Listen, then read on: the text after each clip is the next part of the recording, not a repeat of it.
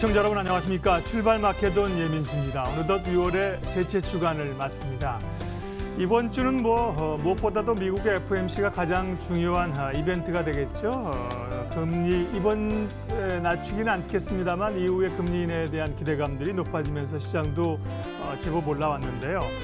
다만 이제 기대감들이 조금 높은 건 아닌가 시장에서 그런 좀 우려감들이 듭니다. 그래서 이제 파월의 말에 따라서 어떤 얘기를 하냐에 따라서 시장은 좀 변동성이 커질 수도 있다는 생각이 들어서요.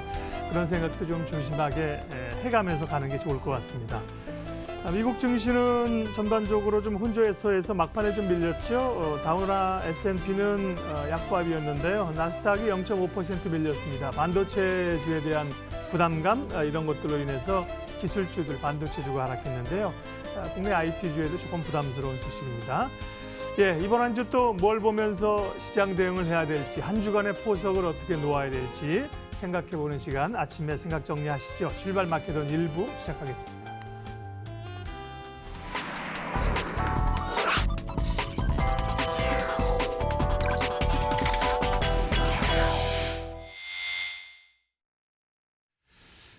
매주 월요일은 이분과 함께합니다. 장영혁의 마켓 시그널, 한국투자증권 법인금융센터 장영혁 팀장님의 시각 듣겠습니다. 어서 오십시오. 네, 안녕하세요. 네, FOMC가 있고 또 미국의 대중관세 공청회도 이번 주에 예정이 되어 있군요. 이번 한 주 주간 전망 어떻게 하세요? 네, 일단 늘 하던 얘기 자료 준비한 거는 좀 이따 얘기할 거고요. 좀 전에 이제 지난 금요일 해외 증시에서 이제 반도체 얘기하셨잖아요. 원래 그렇게 생긴 거는 어쩔 수가 없는 게 우리 코스피 지수 기준으로 보게 되면은 삼성전자 하이닉스가 살아 있을 때 코스피 지수하고 그렇지 않을 때 코스피 지수하고 참 틀려요. 그럴 수밖에 없는 게 시총 비중이 워낙 이 원투 삼성전자 하이닉스에 쏠려 있으니까. 또 바이오 강세일 때는 또 코스닥 지수가 또 엄청 강하죠. 바이오 약할 때는 또 코스닥 지수가 또 활발하게 움직이기 좀 어려워요. 원래 그렇게 생긴 겁니다. 그러니까 우리가 모든 업종이 균등하게 이제 잘 이 균형이 맞아 있는 시장이면 모르겠는데 그렇지 않다라고 하면은 어떤 시점에서는 우리 코스피가 좀 아웃퍼폼하는 구간이 나오고 어떨 때는 또 코스닥이 좀 아웃퍼폼하는 구간이 나오고 그렇지 못할 때는 언더퍼폼하는 모습이 나올 수밖에 없다는 거죠. 그래서 우리가 시장 전반적인 그림에 문제가 있는 건지 아니면 우리가 원래 그렇게 생긴 시장에서 이슈가 몇몇 개 겹치는 건지 그 부분에 대해서는 한번 생각을 해봐야 될 것 같아요. 요즘 반도체 어닝 가이드 나오는 거 보면은 반토막이라는 단어는 이미 지나간 얘기고요. 반토막 이상 난다라는 얘기가 많이 나오죠. 그리고 코롱 인보사 사태 이후에 바이오 난 못 믿겠다라고 얘기하는 이 뉴스들도 많이 들어보셨을 겁니다. 그런 부분들이 미국의 금리 움직임이나 미중 무역 전쟁 움직임이나 이런 거와는 별개로 우리 국내 코스피와 코스닥에 영향을 일부 미치고 있는 게 사실이라는 겁니다. 그래서 부담스러운 국면에서 대외 변수가 좀 불리했었기 때문에 탄성이 높아질래야 높아질 수가 없었던 시장이거든요. 근데 우리가 그런 시장을 보면서도 2000비트는 아니에요 라는 얘기를 참 오랜 기간 얘기를 해왔어요. 지난주도 보면은 2100피 넘나드는 흐름들을 보여주더라고요. 종가로 봤을 때는 금요일 종가가 2095피였고 지지난주 금요일 종가가 2072피였으니까 지지고 볶아서 어쨌든 주간으로도 주봉상으로 봤을 때 20피 이상 올라온 겁니다. 그러면 2000피보다는 또다시 2100피에 가까워진 시장이고 좋은 뉴스 하나 없는 시점에서 이 정도 지수 지켜내고 있으면 사실 2000피 밑으로 깨집니다라고 얼마 전에 시장 막 내려가고 있을 때 그런 얘기도 많이 했잖아요. 그래서 지금 그 얘기보다는 그래 이런 어려운 분위기 속에서도 곧잘 지켜내는 거 보니까 그래 2000피 밑으로는 안 가려는 모양이다라고 읽는 게 아마 맞을 것 같습니다. 좀 이따 환율 얘기도 말씀드리겠습니다만 우리 이런 얘기 많이 했잖아요. 이거 여차하면 1200원 넘어가겠다. 근데 지금 뭐 1,180원 중반대에서 뭐 멈춰서 있는데 지금 대외적으로 봤을 때 사실 대한민국 원화가 강세 막 뛸 수 있는 상황은 사실 아니잖아요. 그래서 요 국면 반영하면서도 1,180원대 이 안정세 취하기 시작한 환율이면 1,200원 위로 과도하게 튀어오르겠다라는 기대보다는 그래 좀 과도하게 우리 원화가 약세로 좀 많이 갔었는데 이것도 좀 진정되겠다라는 쪽에 무게가 좀 더 실릴 것 같고요. 그러면 적어도 시장이 예전에 뭐 연속성 뛰면서 밑으로 주거나 자빠질 때처럼 그런 움직임 보이진 않을 겁니다. 라는 말씀을 좀 더 드릴 수 있을 것 같습니다. 금주에는 뭐 새로운 뉴스 나오는 건 사실 없고요. 뭐 FOMC에서 이제 점도표 한번 보려고 노력들 많이 하실 것 같고, 요 페이지 한번 보시죠. 제가 제목을 이렇게 써놨는데, 부부싸움 같은 무역전쟁이에요. 사실 부부싸움의 승자가 어디 있겠어요. 안 싸우고 사는 집도 없겠습니다만, 싸우고 나가지고 완벽히 내가 이겼다라고 생각하는 집이 얼마나 되겠습니까? 그러니까 오죽하면은 뭐 칼로 물베기란 얘기가 나왔겠어요. 그러면 미국이 이겼다, 중국이 이겼다, 이거 시간 지나고 나서 보면 이거 내가 이긴 줄 알았는데 이긴 게 아니네 라고 얘기 나올 수도 있는 거고요. 그 분위기 한번 보시게 되면 월드 인덱스 값도 꺾였어요. 즉 미국도 자유롭지 않다라는 거죠. 경기값은 밑으로 아예 처박혔어요. 그럼 이건 우리가 뭐 방송에서 얘기 많이 했었던 것처럼 승자 없는 게임이라는 겁니다. 근데 지지난주인가요? 제대로 한번 보여줬죠. 멕시코를 한번 건드리고 나서 한 8일인가 갔어요. 그리고 나서 원하는 바를 얻어내고 나니까 뭐 무기한 연기해 버리잖아요.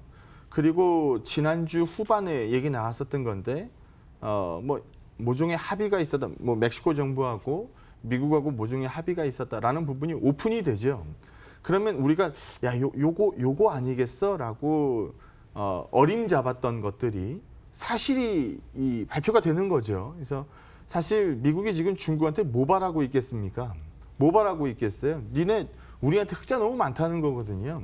니네 흑자 좀 줄여서 우리 적자 좀 메꿔다오라는 부분입니다. 그래서 그 부분에 압박을 하고 있는 거고, 뭐 승자가 뭐 양쪽이 부딪혔을 때 승자가 나오지 않을 거기 때문에 서로 합의하는 과정이 필요합니다. 그 합의하는 과정이 여기서 보시는 것처럼 한번 대판 싸웠다가 한번 합의했다가 뭐 이거 아닌 것 같은데 라면서 다시 좀 끌어내리는 모습이 나왔기 때문에 우리가 지쳐 있는 거지. 이거 다시 한번 이 밑으로 깨고 이렇게 그냥 뭐 이혼 과정으로 갈 겁니다라고 뭐 우리가 예측하기에는 사실 무리가 좀 있죠. 그래서 세계 주가 동향을 나타내는 거죠. 그렇죠. 월드 인덱스 값입니다. 월드 인덱스. 예, 그래서 이 어떻게 보면 G2잖아요. 우리는 그 G2 밑에 달려 있는 우리는 뭐 헤드의 국가는 아니니까. 그래서 이런 부분들에서 자유롭지 않았던 상황. 하지만 더 큰 그림에서 보게 되면 이거 망가질 것 같은데요. 라는 얘기보다는 그래요. 그럼 엄마하고 아빠하고 뭐 싸웠는데 뭐 둘이 이혼이야 하겠어요. 뭐 화해하겠죠. 라고 얘기하는 이 해설이 맞다라는 거고요. 두 번째 그림 한번 보시면 이것도 이번 주 목요일이면 저희가 이제 반영할 그림이죠. 네.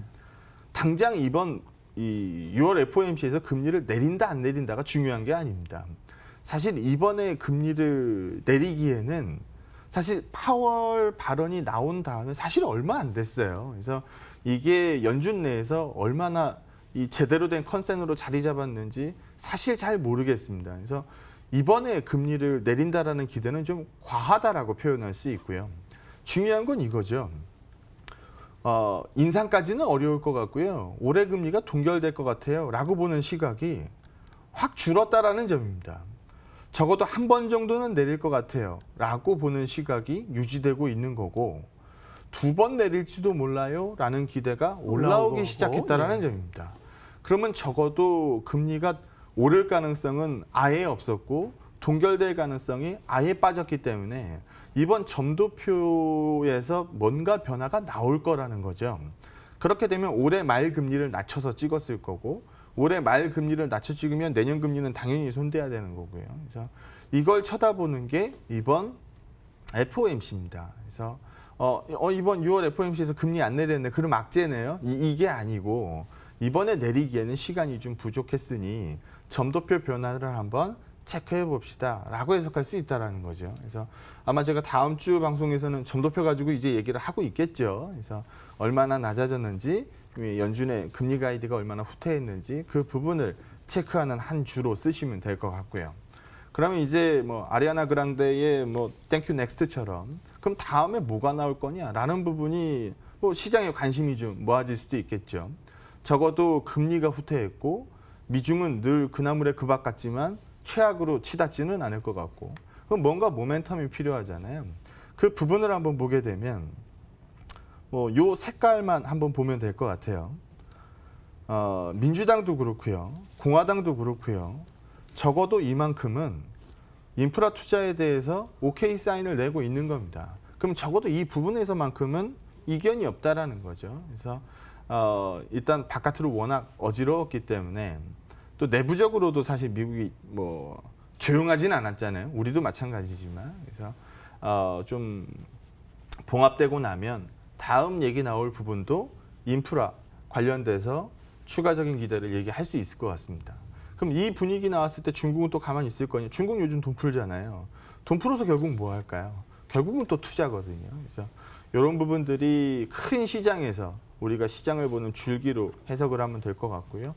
이런 것들을 바탕으로 봤을 때 저는 계속 2000비 밑에 시장보다는 지금은 뭐 어려운 얘기들 다 반영한 지수대입니다. 라는 의견으로 모아서 말씀드리도록 하겠습니다. 네. 이번 주 FOMC에 대한 기대감이 좀 과하게 시장에서 녹여내고 있는 거 아닌가 저는 개인적으로는 생각이 좀 들었는데요. 장 팀장님 뭐 그런 걸 반영하더라도 네. 뭐 하단이 비교적 단단하다 네. 이렇게 말씀을 하셨습니다. 당장 이제, 이번에 인하가 안 나와도 네. 그게 악재가 아니라는 거죠. 예. 그러면 좀 더 구체적으로 이번 주 체크해 봐야 될 사항하고요. 또 종목 접근 아이디어 알려주십시오. 네. 결국은 종목 얘기잖아요. 네. 네가 뭐라고 떠드는지 난 잘 모르겠고 뭐 올라갈 종목이 뭐냐 이거에 관심이 많으실 텐데 그래서 지난주에는 제가 이제 좀 사이즈 다운해서 종목을 불러드렸어요. 사실 지난주에 코스닥 나쁘지 않았었죠. 많이 낮아 빠져 있었기 때문에 튀어 오르는 것도 뭐 데드캣 바운스일지 몰라도 올라오는 종목들은 올라옵니다. 그러면 안 좋아서 빠진 건 어쩔 수 없지만 묻어서 빠진 애들을 들어 올려 봅시다라는 아이디어를 냈었는데요.